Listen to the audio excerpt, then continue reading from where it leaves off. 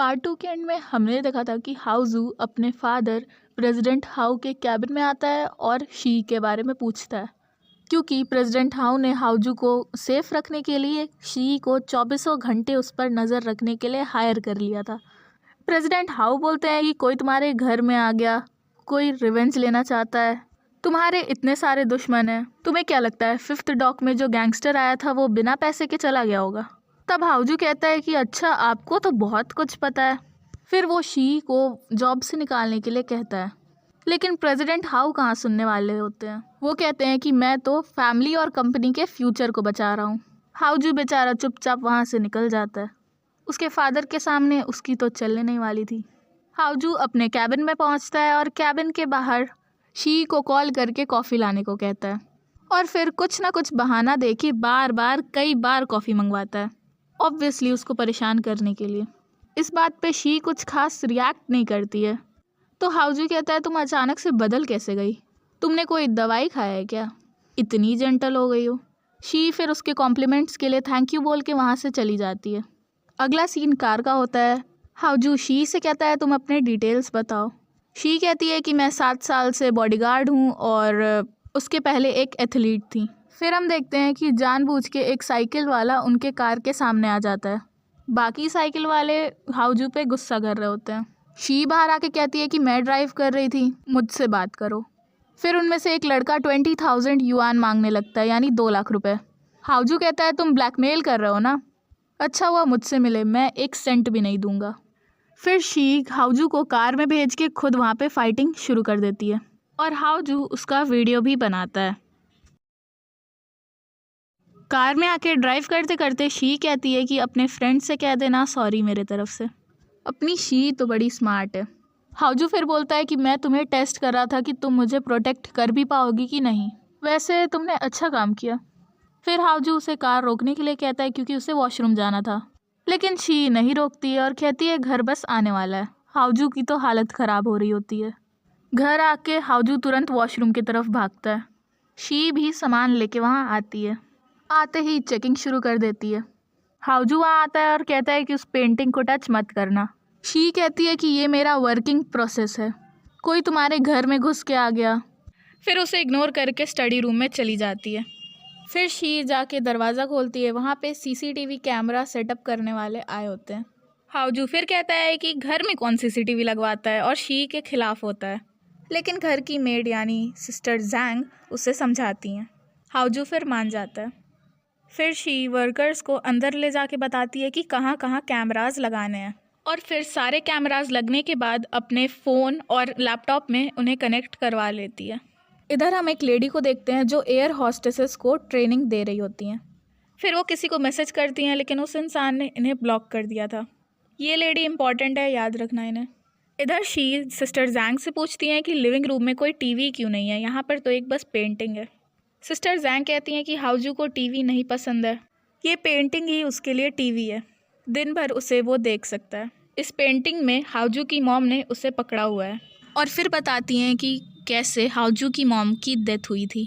एक एक्सीडेंट हुआ था जिसकी वजह से हाउजू की कार पानी में चली गई। हाउजू की मॉम ने किसी तरह हाउजू को तो बचा लिया, लेकिन खुद नहीं बच पाई। हाउजू बाहर से अपने आप को बहुत स्ट्रांग दिखाता है, लेकिन अंदर से उसे बहुत दुख है। रात को फिर शी को उसकी मॉम का कॉल आता है। ये वही लेडी है जो एयर हॉस्टेसेस को ट्रेनिंग दे रही थी। उसकी मॉम के पूछने पे शी बताती है कि अभी वो अपने एक क्लाइंट के घर पे है। उसकी मॉम फिर पूछती है कि डूफेंग को क्या हुआ है, मैंने उसकी कज़न सिस्टर को इंटर्नशिप दिलाने में हेल्प की थी, डूफेंग ने मुझे ब्लॉक कर दिया है। जिस पर शी बताती है कि उन दोनों का ब्रेकअप हो गया है। शी बोलती है, मैं सब बताती हूँ, पहले डैड को भी कॉल पे ले लेती हूँ, वरना मुझे फिर से बताना पड़ेगा। फिर शी बोलती है कि मैं ऑफिशियली अनाउंस करना चाहती हूँ कि मैंने डूफेंग के साथ ब्रेकअप कर लिया है। फिर तो उसके मॉम डैड भाई साहब लेक्चर देना शुरू कर देते हैं साथ में। शी फिर कहती है, पहले मेरी बात तो सुनिए, मैंने और उसने ब्रेकअप कर लिया है, कोई बड़ी बात नहीं है, आप दोनों को इतना सोचने की ज़रूरत नहीं है। अभी मेरे पास एक नया टास्क है, मुझे उस पर फोकस करने दीजिए, मेरे बारे में चिंता मत करिए। कॉल कटने के बाद शी देखती है कि इतनी रात को हाउजू अकेले कहीं जा रहा होता है। फिर वो भी तुरंत तैयार होकर उसके पीछे जाने लगती है। हाउजू मना भी करता है, लेकिन शी कहाँ मानने वाली थी। इधर हम देखते हैं रात में कुछ लोग अपने ड्राइविंग स्किल्स दिखा रहे होते हैं और हाउजू भी वहीं शी के साथ पहुंचता है। कुछ लोग उसे बताता है कि वो उसकी नई ड्राइवर है और कुछ लोग उसे बताता है दूर की रिश्तेदार है। वहाँ पे शिंग भी उसे अपने आप से इंट्रोड्यूस करवाता है। अब कोई लड़का एस कर्व पे गाड़ी चला के अपने ड्राइविंग स्किल्स दिखाने वाला था, जो कि बहुत डिफ़िकल्ट है। उस बेचारे से तो ये हो नहीं पाता है, उल्टा पोल्यूशन बहुत होता है। फिर वहाँ पे कुछ लोग शी को एस कर्व चैलेंज देते हैं। हाउजू उसके साइड से कहता है कि हमेशा ये लेफ़्ट स्टीयरिंग वाले कार्स चलाती है, राइट स्टीयरिंग वाले की इसकी आदत नहीं है। लेकिन शी बिना कुछ बोले चैलेंज एक्सेप्ट कर लेती है। हाउजू को डर लग रहा होता है। वो शी को बहुत कुछ ज्ञान देने लगता है कि गाड़ी ऐसे चलती है, वैसे चलती है, ये वो।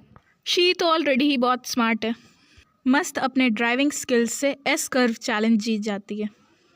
हाउजू तो एकदम शॉक ही रह जाता है और फिर वापस जाते समय उसकी बहुत तारीफ़ भी करता है। तभी उसको रेस्क्यू टीम फ़ोन आता है, एक इमरजेंसी थी। दोनों वहाँ पहुँचते हैं। एक बिल्डिंग गिर गई थी और अब शायद बगल वाली बिल्डिंग भी गिरने वाली है। हाउजू बिना अपने चिंता किए तुरंत उस बिल्डिंग की तरफ भागने लगता है और शी उसे चोट लगने से बचा लेती है।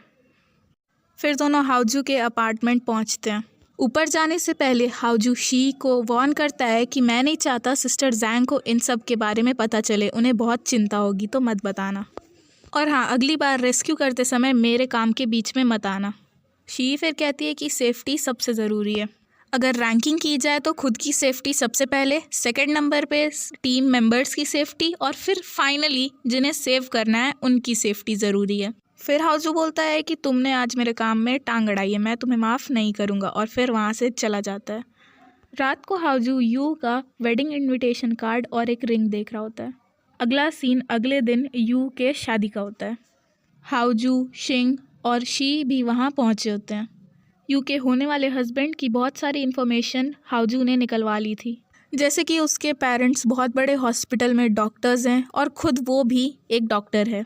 वहाँ पे पहुँच के तो हाउजू और शिंग के दिमाग में बहुत सारे आइडियाज़ आ रहे होते हैं कि कैसे वो इस शादी को ख़राब करें। शी उन्हें चुपचाप सुन रही होती है। फिर हाउजू उसे एक रिंग दिखाते हुए कहता है कि मैं आज उसे गिफ्ट दूंगा। ये शिंग बोलता है, तुम पागल हो गए हो क्या, ये बहुत महंगा है। हाउजू कहता है, हाँ, इसकी कॉस्ट बहुत सारे रेस्टोरेंट्स के बराबर है। शिंग कहता है, ये लड़की किसी और से शादी कर रही है, भूल जाओ, फालतू में तुम पैसा फेंक रहे हो, क्यों ना ये पैसा मुझ पे ही फेंक दो। हाउजू का उसके बातों पे ध्यान नहीं था। होस्ट अनाउंस करता है कि अब इन्हें ब्लेस करने की फ्रेंड्स की बारी है। अब वेलकम करिए ब्राइड के एक मिस्टीरियस फ्रेंड को, हाउजू। यू तो एकदम शॉक हो जाती है, उसे नहीं पता था कि उसके इनवाइट करने पे सच में हाउजू वहाँ आ जाएगा। सबसे पहले हाउजू स्टेज पे आके उन्हें कंग्रेचुलेशंस कहता है। फिर सबसे माइक पे कहता है कि हेलो, मैं यू का एक अच्छा फ्रेंड हूँ, हाउजू। आज मैं यहाँ यू के 50 से भी ज़्यादा एक्स बॉयफ्रेंड्स को रिप्रेजेंट कर रहा हूँ। मैं यू को यहाँ पे उसके वेडिंग पे कंग्रेचुलेशंस कहने आया हूँ। और फिर यहीं पे ये पार्ट ख़त्म हो जाता है।